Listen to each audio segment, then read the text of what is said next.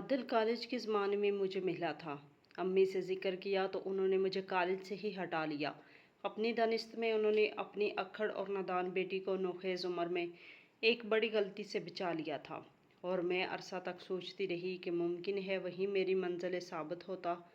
بہرحال اب تو نہ منزل سامنے تھی اور نہ ہی منزل کا نشان۔ وقت گزرتا رہا اور میں چپکے چپکے سرکتی عمر کے متعلق سوچتی اور کڑتی رہی۔ اس سوچ نے روز بروز میری سنجیدگی میں اضافہ کر دیا، جبکہ چہرے پر شادابی اور لبوں پر مسکراہٹ ہی تو انسان کو پرکشش بناتی ہے، مگر میں کسی اور ہی فکر کا شکار تھی۔ وقت نے کروٹ لی اور ماں کا انتظار ختم ہوا۔ خدا خدا کر کے ہمارے مقبرے جیسے گھر میں بھی کوئی امیدوں کے چراغ جلانے والا داخل ہوا۔ مہروز خان نے میری سنجیدگی سے متاثر ہو کر اپنا رشتہ بھجوایا۔ وہ ہمارے دور کے رشتہ دار ہوتے تھے۔ اس رشتے کو فوراً منظور کر لیا گیا، کیونکہ مہروز میں سوائے اس کے اور کیا کمی تھی کہ یہ ان کی دوسری شادی تھی۔ وہ نامی گرامی وکیل تھے، اچھی پریکٹس تھی، صاف ستھرا بنگلہ، 2 کاریں اور زندگی کی ہر آسائش کا سامان موجود تھا۔ شکل واجبی تھی تو میں کون سی حسن کی پری تھی۔ شادی اتنی دھوم دھام سے ہوئی کہ لوگوں نے دانتوں میں انگلیاں داب لی۔ دلہن بن کر جب مہروز خان کے گھر آئی، انہوں نے ان الفاظ میں میرا خیر مقدم کیا: رقیہ، میری کوشش رہے گی کہ تم کو کوئی تکلیف نہ ہو، مگر میری پہلی بیوی کے بارے میں کوئی سوال مت کرنا۔ میرے دل کے زخم کو چھیڑنے کی کوشش نہ کرنا، ورنہ یہ راز تمہارے لیے بھی غم کا باعث بنے گا۔ میری سمجھ میں کچھ نہ آیا مگر خاموش ہوگی۔ تب وہ میرا ہاتھ اپنی ہاتھوں میں لگاتے ہوئے بولے: میری ہم سفر زندگی تنہا نہیں گزرتی۔ ایک زخم کھا چکا ہوں، دوسرا تم نہ لگانا۔ میں سر جھکائے یہ سب سنتی رہی۔ مجھے لگا وہ مجھ سے شادی کر کے بہت خوش ہیں۔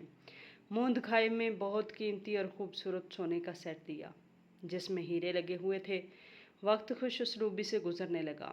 میں ہر طرح سے خوش اور مطمئن تھی، مگر ایک سوال کبھی کبھی ذہن میں کانٹے کی طرح کھٹکتا تھا: مہروز اتنے اچھے ہیں تو ان کی پہلی شادی ناکام کیوں ہو گئی؟ آخر اس کے پیچھے ایسا کیا راز ہے؟ ایک روز ہم اپنے کسی رشتہ دار کی شادی میں گئے ہوئے تھے۔ وہاں ایک خاتون سے ملاقات ہوئی جو بہت خوبصورت تھی، قریب بیٹھی تھی، لہٰذا بات چیت بھی ہونے لگی۔ اس نے بتایا کہ مہروز اس کے سابقہ بہنوئی ہیں۔ ان کی پہلی شادی اس کی باجی سے ہوئی تھی۔ دونوں میں بہت محبت تھی اور یہ بڑی کامیاب شادی تھی، لیکن شادی کے 2 سال بعد اچانک مہروز نے میری باجی کو طلاق دے دی۔ وجہ انہوں نے بتائی نہ باجی نے۔ ان دنوں میری بہن امید سے تھی، مگر اس سنگ دل انسان نے کبھی اپنی بیٹی کی شکل بھی نہ دیکھی۔ میری بہن نے بیٹی کی خاطر دوسری شادی نہیں کی۔ وہ نوکری کرتی ہیں اور اپنی بیٹی کے لیے جی رہی ہیں۔ اس خاتون نے بات ختم کی اور چلی گئی۔ وہ راز جو میں جاننا چاہتی تھی آج اتفاق سے اس عورت نے بتا دیا، جو میرے لیے اجنبی تھی، لیکن راز پھر بھی راز ہی رہا۔ آخر مہروز نے بیوی کو کیوں طلاق دی، اور وہ دونوں نے اس کی وجہ کیوں نہیں کسی کو بتائی؟ کسی نے بھی دنیا کے سامنے ایک دوسرے کو برا بھلا کہا اور نہ ہی عیب گنوائے۔ اب میں زیادہ اپسیٹ رہنے لگی۔ کچھ دن خود پر قابو رکھا، پھر آخر بے چینی نے وہی سوال کرنے پر مجبور کر دیا جو میں نہیں کرنا چاہتی تھی۔ مجھ کو اب مہروز پر اعتبار ہو چکا تھا کہ وہ ناراض ہوئے بھی تو وقتی طور پر ہوئیں گے، لہٰذا ہمت کر کے ان سے پوچھ لیا: آپ نے پہلی بیوی کو طلاق کیوں دی تھی؟ ہم اتنے گھل مل گئے تھے کہ یہ پوچھنا معمولی بات لگتی تھی، مگر وہ ایک لمحے کو تو ساکت ہو گئے اور ان کے چہرے پر کرب نمایاں ہو گیا۔ تھوڑی دیر دم سادے رہنے کے بعد بالآخر وہ بولے: میں اس سے محبت کرتا تھا، مجھے اس سے کوئی شکایت نہیں تھی۔ طلاق دیتے وقت بھی دلی تکلیف ہوئی تھی، لیکن یہ کہہ کر چپ ہو گئے۔ میں بے چینی سا ان کا منہ دیکھ رہی تھی۔ بتا بھی دیجیے، کیا اس نے خود طلاق مانگی تھی؟ اس کے تو وہم و گمان میں بھی نہ تھا کہ میں اچانک اس کو ایسا کچھ سناؤں گا۔ اس نے تو مجھے ایک خوشخبری سنائی تھی، جس کے سبب میں نے اسے طلاق دے دی۔ بہرحال جو ہونا تھا ہو گیا، وجہ تم کو کبھی نہ کبھی معلوم ہو ہی جائے گی، فکر مت کرو، یہ راز بھی کسی روز کھل جائے گا۔ میں نے جان لیا کہ مزید اصرار کرنا ان کے زخم کو ادھیڑنا ہے، کیونکہ ان کا چہرہ بتا رہا تھا کہ وہ ناراض ہے، لہٰذا اس وقت خاموشی میں ہی عافیت جانی۔ تبھی انہوں نے کہا: اپنا دل چھوٹا مت کرو، ایک نہ ایک دن تم جان جاؤ گے، میری کم نصیبی کو جاننے میں زیادہ وقت نہیں لگے گا۔ انہوں نے یہ بات کچھ اس طرح بے بسی سے کہی کہ میں شرم سے پانی پانی ہو گئی۔ اتنی محبت کرنے والے شوہر کو میں کوئی اذیت دینا نہیں چاہتی تھی۔ خود سے وعدہ کر لیا کہ کبھی بھول کر بھی ایسا سوال پوچھ کے انہیں آزمائش میں نہ ڈالوں گی۔ عرصے تک خاموش رہی۔ شادی کو 5 برس گزر گئے مگر میرے اندر فطری حس نے چین نہیں لینے دیا۔ گھر میں پڑا پرانا سامان کھول کھول کر دیکھنا شروع کر دیا۔ جب وقت ملتا تو ان کی کتابوں کی الماریاں چھانتی۔ بالآخر مجھے ایک فائل سے ایک تصویر مل گئی جو ان کی شادی کے اول دن کی تھی۔ دلہن اتنی خوبصورت تھی کہ میں حیرت میں رہ گئی۔ یا اللہ، ایسی حسین لڑکی جس کا حسن حوروں کو شرمائے۔ وہ اس سے محبت کرتے تھے جس کے لیے آپ بھی اداس رہتے تھے، تو پھر اس کو طلاق کیوں دی؟ غصے میں یا کسی شک کی بنا پر؟ لیکن کبھی کبھی اس پر کوئی الزام نہ لگایا، نہ اس کی بے وفائی کے بارے میں زبان کھولی۔ میرے دل میں ہلچل مچ گئی اور میں سوچ سوچ کر بیمار ہو گئی۔ ایک روز مہروز نے میرے چہرے کو بہت غور سے دیکھا، پھر بولے، تم روز بروز مرجھائی جاتی ہو، چلو میں تمہیں کسی ڈاکٹر کو دکھا دوں۔ میں بیمار نہیں ہوں، گھر میں بہت تنہائی محسوس کرتی ہوں۔ آپ صبح کورٹ چلے جاتے ہیں اور تمام دن مصروف رہتے ہیں، شام کو بھی آرام نہیں کر پاتے۔ کبھی کیس کی تیاری تو کبھی موکلوں سے سر کھپانا۔ میں آپ کا انتظار ہی کرتی رہتی ہوں۔ آپ کے پاس وقت نہیں ہے، میں کس سے بات کروں؟ کہنے لگے، ایسا کرو، کچھ دن کے لیے اپنے میکے چلی جاؤ۔ وہاں تمہارے بہن بھائی ہیں، امی بھانجے بھتیجے ہیں، تمہارا دل لگ جائے گا۔ جب تک جی چاہے رہنا، پھر گھر آ جانا۔ میں نے تم کو کبھی میکے جانے سے منع نہیں کیا۔ میرا دل نہیں کرتا اپنا گھر چھوڑ کر کہیں جاؤں۔ مجھے اپنے گھر سے محبت ہے، یہی سکون ملتا ہے۔ ٹھیک ہے، وہ بولے، لیکن انسان کو کبھی کبھی بھیڑ بھاڑ میں رہنا اچھا لگتا ہے۔ تیار ہو جاؤ، میں خود تمہیں اماں کے پاس چھوڑ آتا ہوں۔ مہروز کی اصرار پر میں میکے آ گئی۔ امی نے بھی کہا، تم بیمار نظر آتی ہو، سچ بتاؤ کیا بات ہے؟ تم شوہر کے ساتھ خوش تو ہو نا؟ ہاں ہاں، میں ان کے ساتھ بہت خوش ہوں۔ وہ بہت اچھے ہیں، لیکن اب مجھے تنہائی محسوس ہونے لگی ہے۔ میں نے تو پہلے بھی کئی بار کہا ہے، تم کسی اچھی ڈاکٹر سے علاج کرواؤ۔ شادی کو 6 سال ہونے والے ہیں اور ابھی تک تمہاری گود ہری نہیں ہوئی۔ تنہائی تو محسوس ہوگی۔ امی، جب میرے شوہر کو اس بارے میں فکر نہیں تو مجھے کیوں ہو؟ انہوں نے تو ایک بار بھی نہیں کہا کہ ہمارے ہاں اولاد کی کمی ہے، بلکہ میں نے 1-2 بار کہا تو بولے، اولاد اللہ کا مال ہوتی ہے، وہ جب چاہے دے دے، مایوس نہ رہا کرو، اللہ نے چاہا تو ہو جائے گی۔ امی خاموش ہو گئی۔ مہروز ہر ہفتے آتے، صبح سے شام تک میرے ساتھ رہتے، کہتے، سوچا مت کرو، خوش رہا کرو، دیکھو جہاں آ کر تمہاری صحت پہلے سے کہیں بہتر ہو گئی ہے۔ واقعی امی کی توجہ اور دیکھ بھال سے میں بہل گئی تھی اور اب میرا دل ان کے گھر میں لگنے لگا تھا۔ گھر آتی، چند روز بعد جی چاہتا پھر سے ماں کے پاس چلی جاؤں۔ میرا دل واقعی ماں کے ٹوٹے پھوٹے مکان میں ہی بہلتا۔ اب مجھے بنگلہ، کاریں، ملازمین سب برے لگتے تھے، کیونکہ مہروز کی مصروفیت اور تنہائی کلیجہ کھانے لگتی۔ یہ بات انہوں نے بھی محسوس کر لی تھی، اس لیے خود مجھے امی کے پاس چھوڑ جاتے اور کبھی کوئی روک ٹوک نہ کرتے، نہ بدظن ہوتے، بلکہ ان کی محبت میں اضافہ ہی ہوتا جاتا تھا۔ میں بھی ان سے محبت کرتی تھی، مگر اب میرا دل ان کے ساتھ خوش نہ ہوتا تھا، کیونکہ ان کی خاموشی نے مجھے ڈس لیا تھا۔ جن دنوں میں اس الجھن میں گرفتار تھی، امی مجھے ایک لیڈی ڈاکٹر کے پاس لے گئی۔ اس نے کچھ دوائیاں دی اور کہا کہ آپ شاید سوچتی بہت ہیں، کسی بات کی ٹینشن نہ لیا کریں اور خوش رہا کریں۔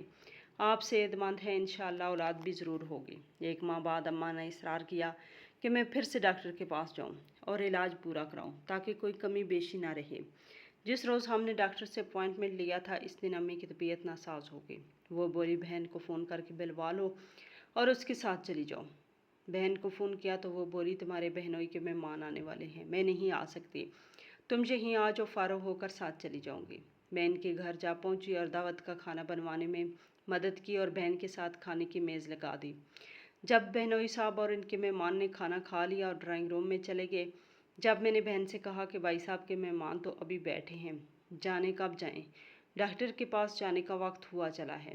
اس دن میں ڈاکٹر کی طرف جانا بھی نہیں چاہتی تھی، مگر اماں کے ڈر سے جانا تھا۔ بہن تیار ہونے لگی، اتنے میں بہنوئی اندر آئے تو انہیں ہم نے ہسپتال جانے کا بتایا تو کہنے لگی، میرا دوست عادل ادھر ہی جا رہا ہے، تم کو کلینک پر ڈراپ کر دے گا۔ بہن تیار ہوئی، انہوں نے برقع لیا اور میں نے چادر اوڑھی۔ کار میں بیٹھتے ہوئے میری نظر ڈرائیونگ سیٹ پر بیٹھے شخص پر پڑی اور میرے بدن میں برقی لہر دوڑ گئی۔ سوچ بھی نہ سکتی تھی کہ اتنے برسوں بعد اپنے کلاس فیلو عادل سے یوں اچانک ملاقات ہو جائے گی۔ اس نے بھی مجھے پہچان لیا، مگر ہم دونوں ہی چپ رہے۔ اس نے ہمیں کلینک پر اتار دیا اور بولا میری رہائش یہاں قریب ہی ہے، آپ کو سواری کی دقت ہو تو مجھے فون کر دیجیے گا، میں آ جاؤں گا۔ یہ کہہ کر اس نے اپنا کارڈ میرے ہاتھ میں تھما دیا۔ دراصل وہ مجھ کو رابطے کا ذریعہ دے گیا تھا۔ اگلے روز شام میں عادل میرے بہنوئی کے ساتھ گھر آ گیا۔ امی کو تو وہ گمان میں بھی نہ تھا کہ جو ہی میرا کلاس فیلو ہے جس نے مجھ سے شادی کی خاطر میری والدہ سے ملنے کی خواہش کی تھی، اور جب میں نے امی سے کہا تو انہوں نے مجھے کالج سے ہٹا لیا تھا۔ امی کے ذہن سے اب تک تو اس کا نام بھی ختم ہو چکا تھا، لیکن وہ مجھے نہ بھولا تھا۔ جب اسے پتہ چلا کہ میں اس کے دوست ارشد کی سالی ہوں تو بہنوئی کے ذریعے سے اس نے میرے بھائی سبحان کو دوست بنا لیا۔ ان دنوں بھائی نوکری کی تلاش میں تھے، نوکری نہ ملی تو دبئی جانے کا خیال ظاہر کیا۔ تب بہنوئی نے ان کو عادل سے ملوا دیا کہ اس کا کام دبئی کے ویزے دلوانا تھا۔ یوں وہ امی کے گھر آنے جانے لگا اور ان کا منہ بولا بیٹا بن گیا۔ بھائی سبحان تو دبئی چلا گیا، مگر عادل نے ہمارے گھر میں پنجے گاڑ لیے۔ امی سے کہا کہ میں تو دبئی ہوتا ہوں، وقتاً فوقتاً جہاں آنا جانا رہتا ہے، کبھی کبھی ہوٹل میں اور کبھی کسی دوست کے پاس ٹھہر جاتا ہوں۔ اس پر میری ماں نے کہا بیٹا تم یہاں رہ لیا کرو، کہیں اور ٹھہرنے کی ضرورت کیا ہے۔ دراصل امی چھوٹے بیٹے کے لیے بھی دبئی کے ویزے کی توقع کر رہی تھی، اور سبحان بھائی کی وجہ سے بھی عادل کی احسان مند تھی۔ مجھے اپنے شوہر مہروز خان سے محبت تھی، میں بے وفائی کو گناہ سمجھتی تھی، اور عادل نے بھی ایسا کوئی اشارہ نہ دیا تھا جس سے مجھے گمان ہوتا کہ وہ ماضی کے رشتے کو پھر سے استوار کرنا چاہتا ہے۔ ہمارے درمیان محبت کا کوئی کھیل چلا ہی نہیں تھا۔ جب اس نے محض پسندیدگی کا اظہار کیا اور شادی کا عندیہ دیا تھا، میں نے امی کو بتایا تو انہوں نے اس بات کو کسی اور رنگ میں لے لیا اور خوفزدہ ہو کر مجھے کالج ہی نہ جانے دیا۔ بس اتنی سی کہانی تھی جو ختم ہو گئی۔ وہ امی کے پاس آتا تو مجھ سے بھی باتیں کرتا۔ انہیں نہیں معلوم تھا کہ اس کے دل میں کیا ہے۔ اس نے امی کو بتایا کہ اس کی شادی دبئی میں ایک عربی کی لڑکی سے ہوئی ہے، لیکن کچھ ماہ بعد طلاق ہو گئی۔ میں اس کے سوا کوئی اور بات اس کے بارے میں نہ جان سکی، اور نہ ہی جاننے کا تجسس تھا، کیونکہ مجھے اب اس سے کوئی لینا دینا نہیں تھا۔ اس بار زیادہ دن میکے رہنے سے امی کو فکر ہونے لگی۔ بولی اب تم اپنے گھر چلی جاؤ تو بہتر ہے۔ ان کے کہنے پر میں نے گھر جانے کی تیاری کر لی۔ امی مجھے چھوڑنے جا رہی تھی، انہوں نے محلے کے ایک لڑکے سے رکشہ منگوایا۔ اسی وقت عادل آ گیا اور بولا ماں رکشہ کیوں؟ کیا آپ مجھے غیر سمجھتی ہیں؟ میں آپ کو چھوڑ آتا ہوں، گاڑی ہے میرے پاس۔ میں نے منع کرنا چاہا تو بولا رقیہ آپ کی والدہ دل کی مریضہ ہیں، رکشے میں ان کو تکلیف ہوگی، میں آپ لوگوں کو پہنچا دوں گا، اس میں کیا بات ہے؟ اس نے کچھ اس طرح کہا کہ میں خاموش ہو گئی اور اس نے ہمیں میرے گھر کے دروازے پر پہنچا دیا۔ امی مجھے گیٹ پر چھوڑ کر عادل کے ہمراہ واپس لوٹ گئیں۔ مہروز کوٹ گئے ہوئے تھے۔ شام کو آئے تو مجھے دیکھ کر بہت خوش ہوئے۔ بولے میں کچھ دنوں سے ایک کیس کی پیروی میں الجھا ہوا تھا، سوچا تھا کہ اتوار کو لینے چلا جاؤں گا، لیکن تم خود آ گئی، یہ بہت اچھا ہو گیا ہے۔ کیا رکشے پر آئی ہو؟ نہیں، امی خود چھوڑ کے گئی ہیں۔ دراصل ان کی طبیعت ٹھیک نہیں تھی، اس لیے وہ رکی نہیں۔ ہم رکشے پر نہیں آئے ہیں، ارشد بھائی کے ایک دوست امی کی طبیعت پوچھنے آ گئے تھے، انہوں نے ہی ہمیں اپنی گاڑی میں ڈراپ کیا ہے۔ اس بات کا مہروز نے کوئی نوٹس نہ لیا، بلکہ کہا کہ آنٹی کی طبیعت خراب تھی، اچھا ہے کہ تم لوگ گاڑی میں آئے۔ مہروز نے یہ بہت خوبی تھی کہ وہ کسی کے بارے میں غلط نہیں سوچتے تھے، مجھ پر کبھی بھی کوئی پابندی نہیں لگائی۔ وہ کافی عرصہ ہمارے محلے میں رہ چکے تھے اور امی پر بھی انہیں پورا بھروسہ تھا۔ مجھے گھر آئے ہفتہ ہوا ہوگا کہ اچانک عادل کا فون آ گیا۔ رقیہ سبحان نے دبئی سے کچھ سامان بھجوایا ہے، میرا دوست جو پاکستان آ رہا تھا وہ سامان دینے آنٹی کے پاس گیا تھا۔ وہ سبحان کا خط اور اس کا بھیجا ہوا سامان دیکھ کر بہت خوش تھے کہ اچانک ان کی طبیعت خراب ہو گئی اور ان کو اسپتال داخل کرانا پڑا۔ میں صبح سے ان کے پاس ہوں، اگر آنا چاہو تو ابھی آ جاؤ، میں تم کو لینے آ جاتا ہوں۔ میں نے فوراً فون بند کر کے مہروز کو کال کی۔ وہ بولے میں کورٹ سے فارغ ہو کر تم کو فون کرتا ہوں، تم چاہو تو ابھی اسپتال چلی جاؤ، ممکن ہے تمہاری والدہ کو اس وقت تمہاری ضرورت ہو۔ میں نے فون رکھا اور پھر سے گھنٹی بجنے لگی۔ یہ عادل کا فون تھا، کہنے لگا کہ یہ دیر نہ کرو، میں صاف صاف بتا دوں تمہاری والدہ کو اٹیک ہوا ہے، تم فوراً آ جاؤ۔ میں کیسے آؤں؟ مجھے نہیں پتہ یہ اسپتال کہاں ہے۔ میں نے کہا نا کہ میں آ کر لے جاتا ہوں، اس نے میرا گھر تو دیکھا ہوا تھا۔ وہ 15 منٹ میں پہنچ گیا۔ امی اسپتال میں تھی لیکن ان کی حالت سنبھلی ہوئی تھی، ان کی حالت تشویشناک نہیں تھی۔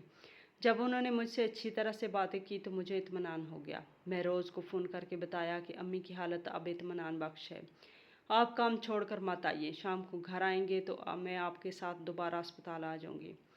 अब अरूज आ गई है और मैं घर वापस आ रही हूँ, जैसे तुम्हारी मर्जी। ये कहकर उन्होंने फ़ोन काट दिया।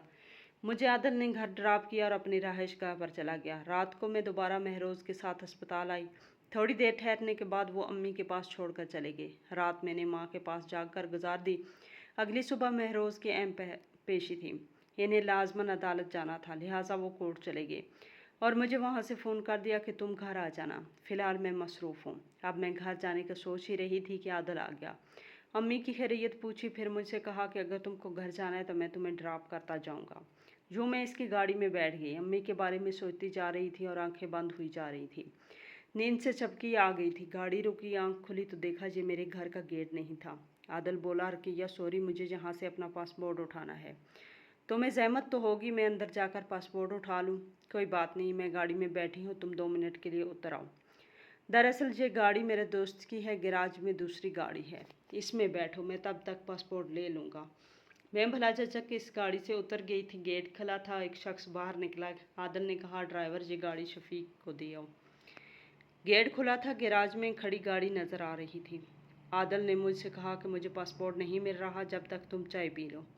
मैंने कमरे में झांका, वो अलमारी में रखी चीज़ें टटोल रहा था और मेज़ पर गरम गरम चाय की प्याली धरी थी। लेकिन मैं थकन और नींद से बेहाल सोफे पर बैठ गई और प्याली उठाकर चाय पीने लगी।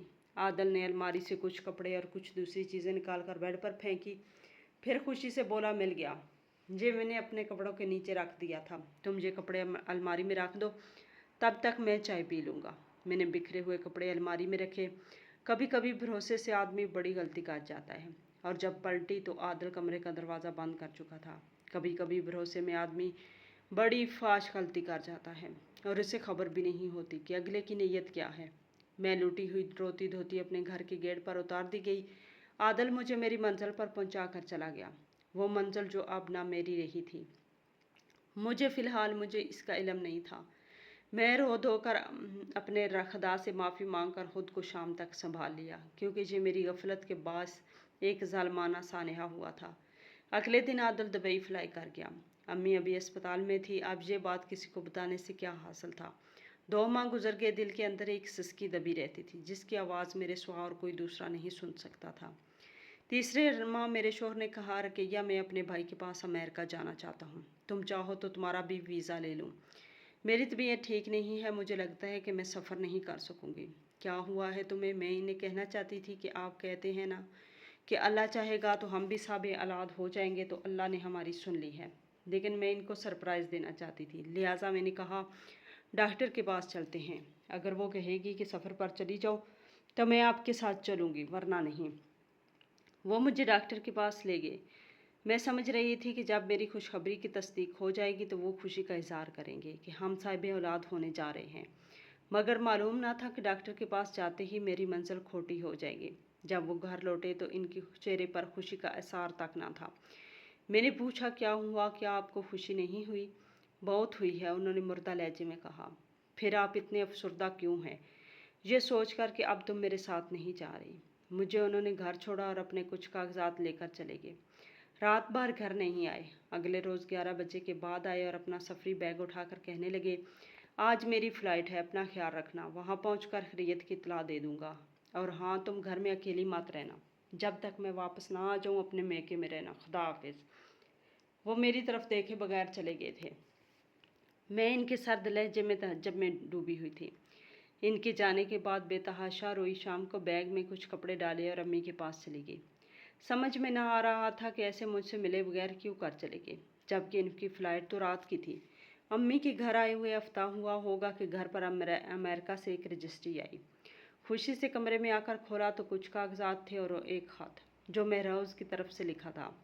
डियर रकिया, तुमको बहुत चाह थी कि राज जानने की कि मैंने अपनी पहली बीवी को तलाक क्यों दी थी, और मैं तुमको कहा था कि जल्दी मत करो, एक न एक दिन तुम ज़रूर जान ही जाओगी।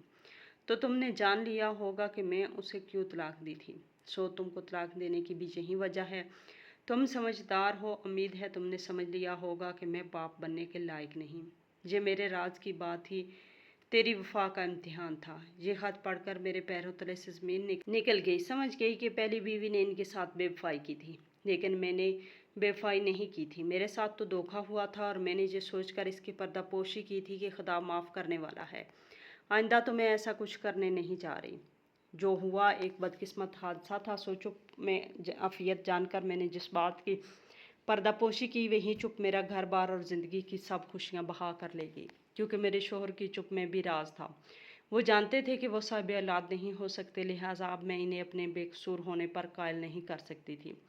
عادل پھر کبھی نہ آیا اور شوہر کو کھو دینے کے بعد ہر خوشی مجھ سے روٹھ گئی۔ میں بیوہ ماں کے سینے کا ایسا بوجھ بن گئی جس کو میری بیٹی کی پیدائش نے دگنا کر دیا، اور مجھے بھی ویسے ہی چپ سادھ کر زندگی گزارنی پڑی جیسی مہروز کی پہلی بیوی نے۔